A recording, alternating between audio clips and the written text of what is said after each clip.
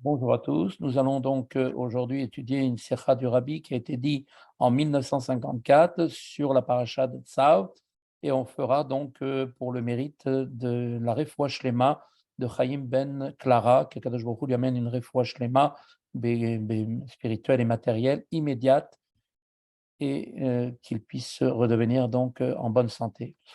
Commentant le verset Esh tamid tukad al mizbeach lo tirbe, tu allumeras un feu perpétuel sur l'autel et tu ne l'éteindras pas. Le Yerushalmi nous explique perpétuel, cela veut dire eh bien, que ce feu doit continuer à brûler même le Shabbat. Perpétuel, c'est-à-dire aussi, il doit brûler même en état d'impureté.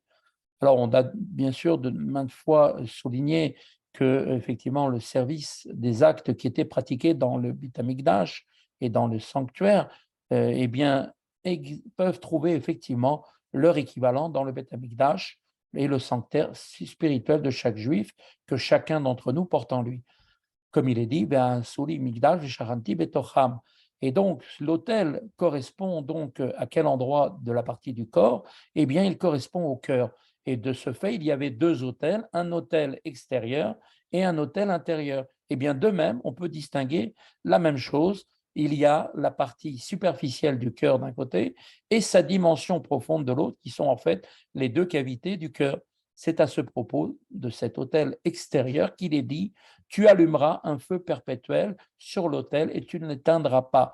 Comme il est dit, lo tirbe. La portée morale de ce commandement, eh bien, la voici. L'enthousiasme qui représente le feu, eh bien, doit clairement être affirmé jusqu'à la partie superficielle du cœur et ce dernier doit brûler pour Dieu. Alors, le Shabbat apporte, comme nous le savons, le repos et il permet de se séparer du monde. Les travaux profanes sont alors interdits. Dans la dimension morale, eh bien, cela fait référence et allusion à la perception intellectuelle. Et c'est à ce propos qu'il est dit, tu appelleras le Shabbat ton plaisir. En effet, celui qui perçoit une grande lumière, eh bien, se place lui-même de ce fait en retrait par rapport à toutes les préoccupations de ce monde. Et donc, ce juif pourrait penser à ce moment-là, concernant, donc, se concentrant sur son activité intellectuelle, qu'il doit complètement s'abstraire de tout sentiment, donc de se passer du feu, de cet enthousiasme. Et on lui expliquera donc, à lui aussi, que celui-ci, eh bien, était perpétuel, y compris même le Shabbat. De l'autre côté, il y a l'autre juif à l'extrême, celui qui se tient à distance, qui peut penser malheureusement qu'il a peut-être rompu les liens que Dieu préserve avec le judaïsme, et on lui affirme à ce moment-là, à lui aussi, que le feu, eh bien, il était perpétuel même dans un état d'impureté.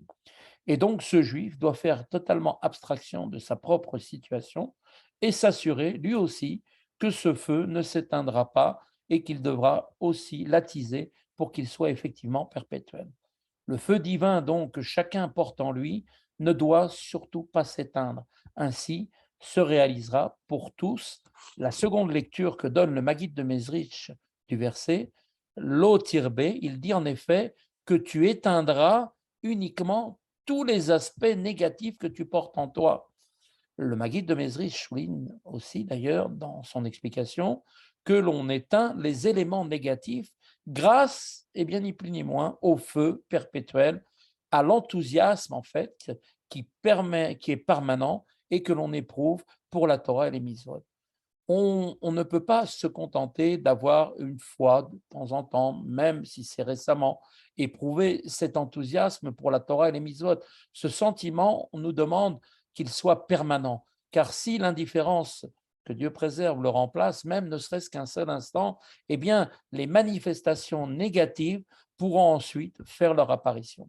C'est pour cette même raison qu'il est une mitzvah de se souvenir chaque jour de ce que nous a fait Amalek. Il faut en permanence faire tout ce qui est nécessaire pour ne pas être victime de cet Amalek, même un seul instant, qui Amalek représente la passivité qu'il entend introduire, que Dieu préserve, comme il est dit. Donc, il a voulu nous refroidir, nous enlever cette chaleur, cet enthousiasme. Et donc, Comment combattre effectivement cet Amalek? Eh bien, c'est en allumant un feu perpétuel, c'est-à-dire allumer l'enthousiasme en nous que nous n'éteindrons pas. Le feu perpétuel, ce feu possède également une autre caractéristique. Il prépare la révélation du feu céleste, comme nos Chachamim nous disent en effet que quand les Bnei Israël apportaient un sacrifice sur l'autel, pour effectivement consumer le sacrifice, il était nécessaire qu'il y ait un feu, donc qui était un feu allumé par l'homme, mais il y avait à ce moment-là un miracle extraordinaire, c'est qu'il y avait un feu de la forme d'un lion qui descendait du ciel et qui venait dévorer ce sacrifice. Et c'était donc bien la preuve, effectivement, que le sacrifice était donc agréé. Et donc, à ce moment-là, que le feu, quand il se révèle, eh bien, ce feu céleste prouvait que le service des hommes était intègre. Et c'est uniquement à cette condition qu'il avait le pouvoir d'être mis en évidence. La sidra que nous lisons cette semaine, Tzav, et la sidra de la semaine prochaine de Shmini font toutes les deux la preuve de tout cela. Pendant les jours d'inauguration du sanctuaire du Mishkan, alors que le tabernacle était déjà achevé avec toutes les parties qui le constituaient, en particulier l'autel, donc alors que Moshe et Aaron étaient présents et que tous les sacrifices avaient été offerts, eh bien, malheureusement, la présence divine ne se révélait pas. Car à ce moment-là, encore, il y avait une trace de la faute du veau d'or qui subsistait encore.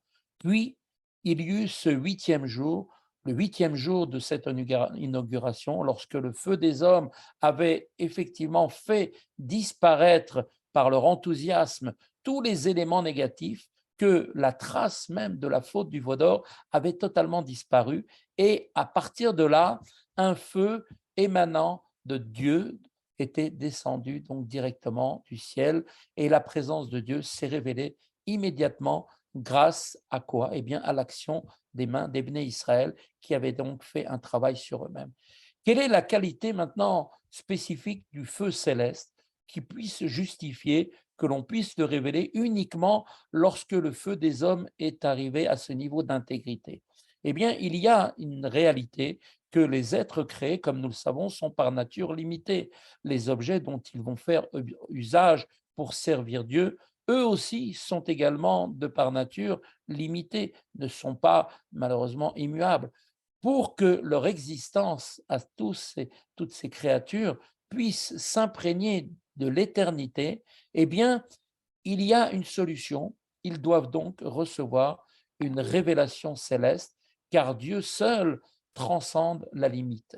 C'est pour cette raison que pendant sa période d'inauguration, eh bien, pendant les 8 jours, le sanctuaire était chaque jour assemblé puis démonté.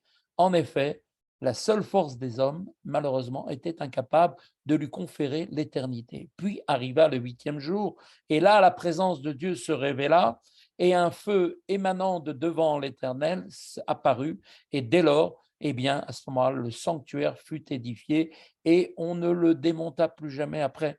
Son élaboration fut définitive et il devint donc immuable.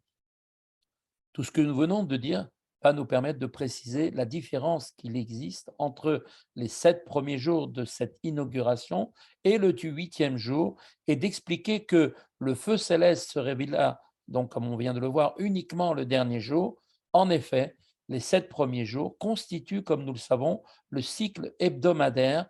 Il conserve ainsi une relation avec les mondes qui est en fait placée sous le chiffre, sous le chiffre 7.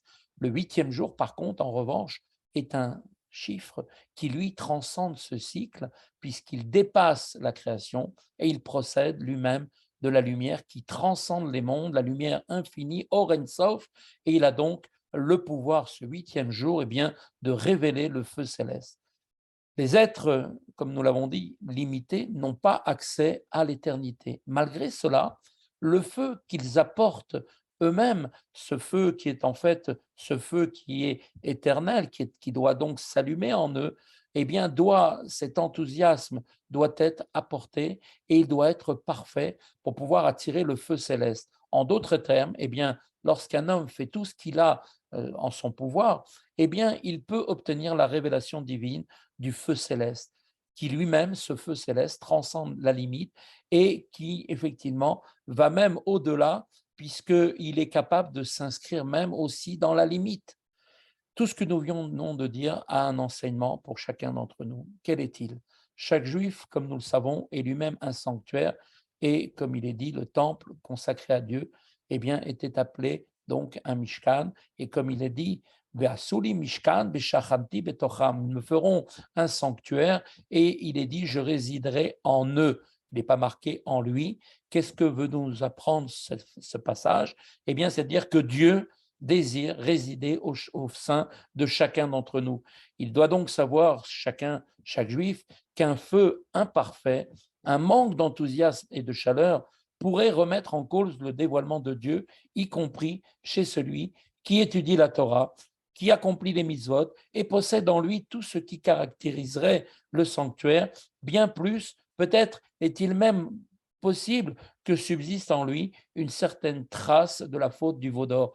Donc, tant que le feu n'est pas cet enthousiasme parfait, eh bien, tout cela existe en potentiel, mais ne peut pas révéler le feu divin. Chacun doit donc, donc pour y arriver, investir tout son enthousiasme dans les trois domaines du service de Dieu, que sont la Torah, la prière et les bonnes actions. Dans la Torah, c'est-à-dire, eh bien, on ne se contentera pas d'une étude le matin et d'une autre le soir, en perdant tout contact avec la Torah pendant tout le reste de la journée. Au contraire, on ne peut se limiter à une étude retenue.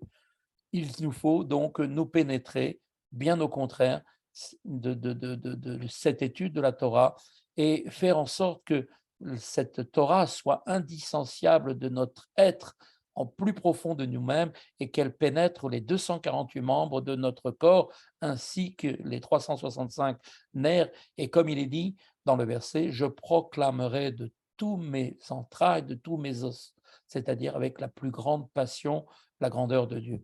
Dans la prière, eh bien, elle aussi, elle ne doit pas être une prière mécanique, faite de manière redondante. Elle doit permettre justement plutôt d'implorer la miséricorde de Dieu avec une ardeur profonde.